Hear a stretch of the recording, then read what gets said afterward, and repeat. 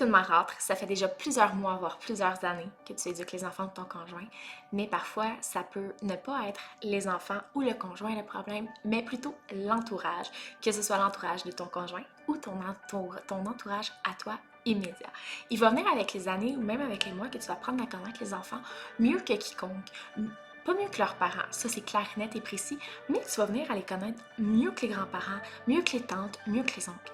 Puis c'est pas anormal parce que tu vis avec ces enfants-là. Les enfants ont pris une partie de toi, une partie de tes qualités, une partie de tes défauts.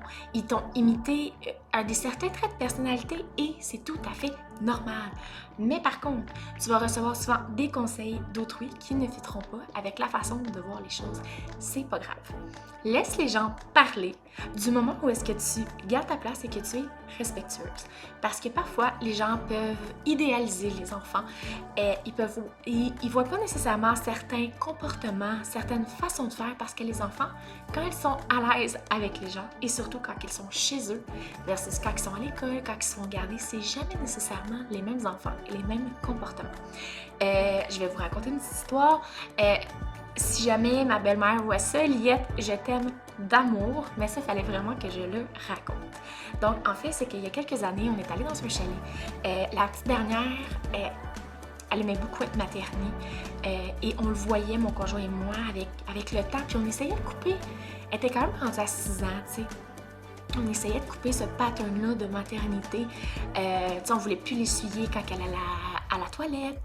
Il y avait des choses qu'on voulait qu'elle prenne un petit peu de maturité, qu'elle prenne un certain degré de responsabilité par elle-même.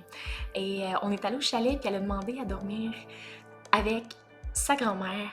Mon conjoint et moi, on a dit non, mais ma belle-mère, que j'aime d'amour, qui adore les enfants, pour faire plaisir à la petite, elle a dormi dans son lit.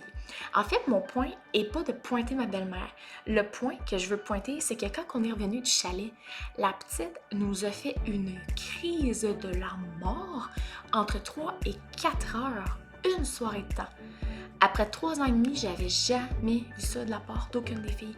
Mais ça, là, ça l'a créé une soirée atroce. Ça a fini où est-ce que la petite, elle a pleuré de fatigue. Elle a fini par s'endormir de fatigue.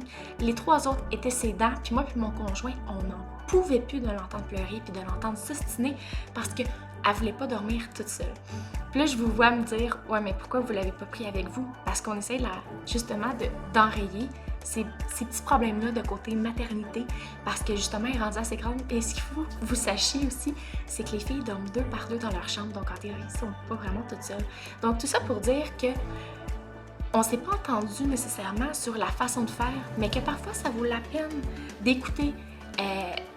Même quand c'est des beaux-parents, ça vaut la peine d'écouter ce qu'ils disent parce que parfois, ils connaissent les enfants, ils connaissent leur mauvais comportement, ils connaissent leur côté un petit peu plus caché, puis souvent on peut anticiper les problématiques qu'on va avoir avec ça. Donc c'est important de te faire comprendre ton point de vue d'une façon respectueuse, mais surtout avec le sourire. Parce que nécessairement, ce que tu vas dire peut avoir un impact sur une autre personne. Tu peux lui faire de la peine tout simplement. Puis le but n'étant pas de faire de la peine, mais le but est de communiquer avec les gens autour de soi.